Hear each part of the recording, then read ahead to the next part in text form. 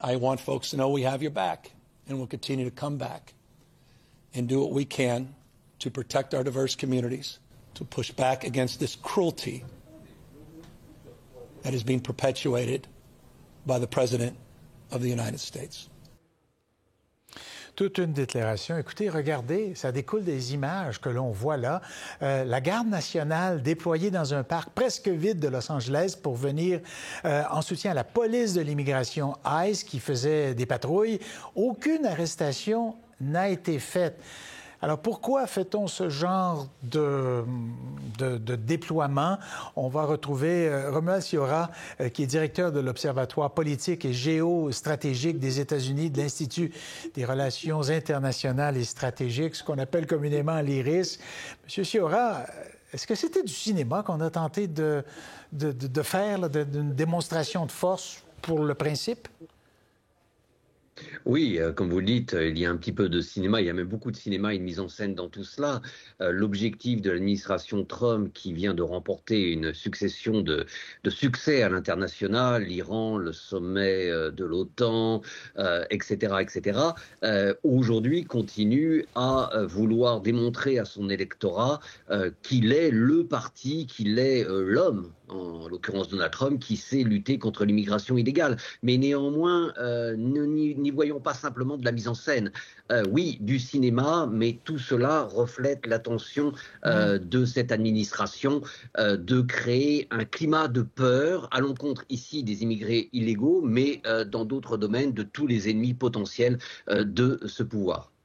C'est intéressant que vous mentionniez ça, parce que oui, on veut faire peur aux migrants en situation irrégulière, mais est-ce qu'on ne veut pas faire peur aussi à la mairesse de Los Angeles, au gouverneur de Californie? Est-ce qu'il y a un message aux politiciens, disons-le, démocrates de la Californie? Bien évidemment, et au-delà même des démocrates, à tout républicain qui aujourd'hui pourrait être tenté de rejoindre l'aventure d'Elon Musk avec son nouveau parti de l'Amérique. Écoutez, Gavin Newsom, le gouverneur de Californie, a fait il y a une quinzaine de jours, lorsque Trump a déployé la garde nationale en Californie, quand même, je ne l'ai jamais vu depuis 1968. Et lorsque Lyndon Johnson l'avait fait il y a près de 60 ans, c'était pour aider les marcheurs pour les droits civiques. Rien de comparable. Leur vie était alors en danger. Ensuite, Trump a déployé l'armée fédérale pour protéger les bâtiments fédéraux, mais c'est également une première historique. Donc le gouverneur de Californie a été très clair, bien évidemment, c'est une menace sur la démocratie américaine, mais également sur les élus démocrates. Et d'ailleurs, Gavin Newsom a été menacé d'être arrêté par l'un des adjoints de Donald Trump. Et Donald Trump lui-même a dit, si j'étais mon collaborateur, je l'arrêterais.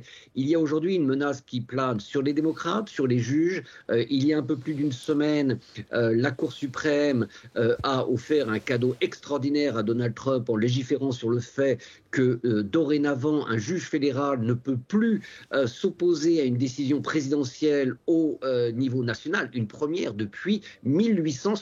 C'est une révolution. Ici, les pouvoirs sont donc de plus en plus centralisés au sein du bureau ovale et en les mains de cette administration, de ce groupe constitué de Donald Trump, sa secrétaire générale Susie Wiles, la patronne de la Maison-Blanche, évidemment J.D. Vance. Et oui, il y a des menaces qui planent non pas seulement sur les universitaires, non pas seulement sur les journalistes, non pas seulement sur les juges fédéraux, mais aussi sur les élus démocrates. Et quand on regarde ces images-là, certainement vues du Canada, et il y a des gens qui vous écoutent ici et qui vous voient, qui ont vécu des persécutions dans des pays d'origine. Donnez-moi un peu de contexte. Ça nous donne froid dans le dos. Il y a dans l'histoire, il y a des gouvernements qui ont persécuté des gens sur leur territoire. Dans des images comme celle-là, on peut trouver des ressemblances. Mais bien évidemment, vous n'allez pas du tout trop loin dans les ressemblances. Écoutez, ici aux États-Unis, c'est un sujet dont on parle de plus en plus. Prenons quelques grands dossiers de l'administration Trump, une fois encore, comme je le répète souvent, depuis le mois de janvier, il faut bien admettre que l'Amérique d'aujourd'hui ressemble plus à la Hongrie de Viktor Orban qu'à l'Amérique d'Obama ou de Kennedy. Prenons par exemple les universités, ces attaques incessantes contre les universités.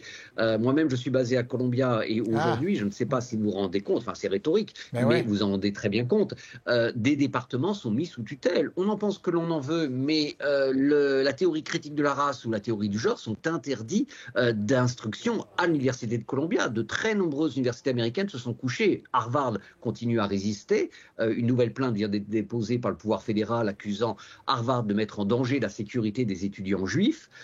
On atteint des sommets. Et pour ce qui est des minorités, effectivement, depuis les années 1930 du XXe siècle, jamais une démocratie occidentale n'avait été aussi loin dans cette forme d'oppression à l'égard de l'intelligence, c'est-à-dire vis-à-vis des universités. Ce qui se passe aujourd'hui avec les minorités ethniques qui sont dans le collimateur de cette administration rappelle également certaines heures sombres du XXe siècle. Alors évidemment, il ne faut pas tout ramener au Troisième Reich. Donald Trump n'est pas Hitler, il n'y a rien de comparable. Mais les comparaisons peuvent être faites avec certains régimes autoritaires qui, au cours du XXe siècle, dans des démocraties occidentales, ont effectivement ciblé les minorités, et pas simplement les minorités ethniques, les minorités sexuelles. Regardez ce qui se passe avec la communauté transgenre aujourd'hui. On en parle peu, mais c'est absolument effrayant. Les transgenres ne peuvent plus être dans l'armée américaine. Un projet a pour objectif de leur interdire des emplois fédéraux, etc., etc. Que ce soit au niveau des universités, que ce soit au niveau des attaques contre la presse, contre le pouvoir judiciaire, contre les minorités, et j'en passe et j'en oublie, une fois encore, les États-Unis sont en train de ressembler de plus en plus, à s'apparenter à ce qu'on appelle une démocrature, c'est-à-dire ces démocraties qui sont encore des démocraties, mais qui par certains aspects rappellent des régimes autoritaires. Donc la comparaison avec la Hongrie de Viktor Orban est tout à fait juste selon moi. Monsieur Chiora, merci beaucoup d'avoir pris le temps de nous parler ce matin. Autant est-ce troublant qu'il faut aborder ce genre de sujet-là et de considérer tous les points de vue. Très bien. Merci. À la prochaine. Pour voir nos émissions en entier, rendez-vous sur la chaîne Ici RDI.